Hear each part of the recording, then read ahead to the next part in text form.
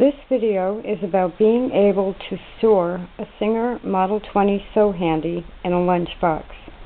Now, on the table here are 3 of my SewHandies. These are the 3 that I own that came in cardboard boxes. I do have 2 others that came in SewHandy cases, and I have one that didn't come with a box or a case.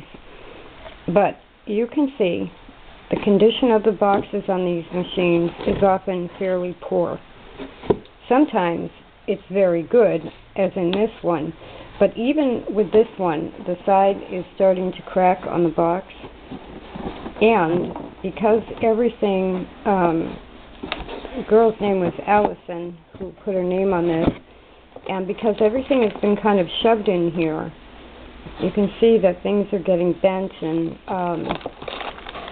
just kind of shoved in there. So another reason for using a lunchbox is for the padding. Now, that's a beige one from the 50s. This is another beige one from the 50s. And the box on the bottom, which is in extremely poor shape, is the box that goes with my black one from the 50s. So you can see that the boxes are in rough shape. I usually have these on a shelf, and I have to be careful when I pick up the box. I have to be careful when I put everything away. And this right here makes it much easier. This is a 7-inch by 10-inch lunchbox. This particular one used to belong to my son, and I just held on to it as he stopped using it. In the outside pocket here, I have 100 Singer Model 20 needles, and I think the paperwork that goes with this particular machine. Inside is the design was released in 1926, but I think this one is from about the 1930s. A 1930s Singer Model 20 with a clamp, and I keep a crochet square with them so that when I clamp them to a table, I put the crochet square under the machine. It just gives it a cushion between the machine and the table. So there you go.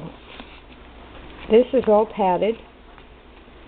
There's another pocket here if you have the manual or any other paperwork or any other accessories, like in Allison's set, which if you're a collector, then keeping the boxes might matter to you, but you probably would not have bought one that had someone's name written on it, or where the box was falling apart like that one.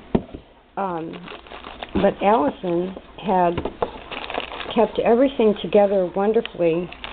She had made clothes for her doll, and this is a case that I believe was original to the Model 20, and it has the needle tightener screwdriver, I believe the seam guide, no, I have that on the machine, and it has the original clamp in here. So this is okay if you're going to pack it away like this, except that the manual is getting bent. And the box is still splitting from age, even though it's been on a shelf and taken care of. So keeping all of this in a lunchbox like this makes it much more portable. This is another lunchbox I just bought. This is by a company called Fit and Fresh. And this, I think I bought it used, slightly used. It was like $6. New, they're like $15. But if you can find a nice used one like this one for $6, and this one is 10 inches by 8, and it has a different handle. On the red one here, the handle's on the top, but this one is like that. And isn't that just the prettiest little bag to keep a Model 20 in? Now on the inside, it also has a pocket. to put the accessories or the manual.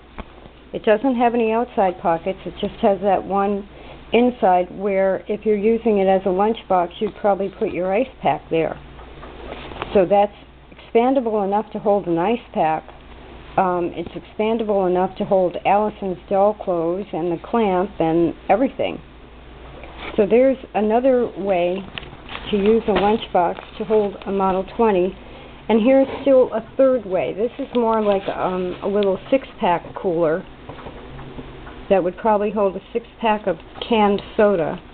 And this one I've had for a while that I've had other things in. This has a zippered outside pocket and has a lid. And let me just measure this one. This is 10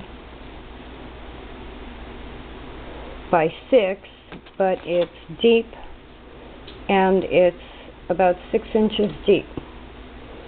So let's just grab one of these SewHandy and put in there and see how this sits. Now I normally lay them down, but this one would even fit like that. And then you could have all your fabric. If you're working on a small quilt of small blocks, you could have all your fabric around there, or you could just stuff some loose fabric around there so it doesn't move it around. You have the pocket for the accessories, and believe that would close and zip like that. So another wonderful way to carry a Model 20. And one other thing I want to mention about one of the reasons I'm doing this is, as you may have seen in some of my videos, I recently had to get a wheelchair for an injury. And I think I can show you, I'll show you with this black one. Let's say I put my black Model 20 in here with all of its stuff, and here is an advantage to these bags and a Model 20. I did put a video on about using a footstool as a platform, but look at that, that's hanging off the back of my wheelchair. So even if you don't roll around the house or anything like that, even if you're not in a wheelchair and you just want to keep everything near you, there's your sewing machine. And in a 7 by 10 bag, you have a sewing machine that you can just pick up and move with you and take with you. Of course, the worst case scenario is if you're homeless and in a wheelchair. And even if you're homeless and in a wheelchair, nobody would know that you have a sewing machine. And if people are going to try and steal your lunch, you'll have to find a way to hide your bag. But it's a lunch bag on a wheelchair. Even if they have them in camo, you could get an ugly one. I wouldn't, personally, if I do become homeless, I wouldn't take my oldest machine with me. But I have a few beige ones that I could take with me. And my favorite happens to be the black one. But I could take a beige one with me in a lunchbox, and if accidentally it did get stolen, I mean, it could be replaced. But it gives me a way to take a sewing machine with me everywhere. And if I'm not homeless and not worried about the wheelchair or anything, that is how much space your sewing machine takes up. It really is something to think about. And you see my Spartan is right here, and I have 7, I think, full-size or larger sewing machines. You don't have to give up your bigger machines to enjoy Model 20s. And buying a pretty little lunchbox to keep your Model 20 in is a good thing.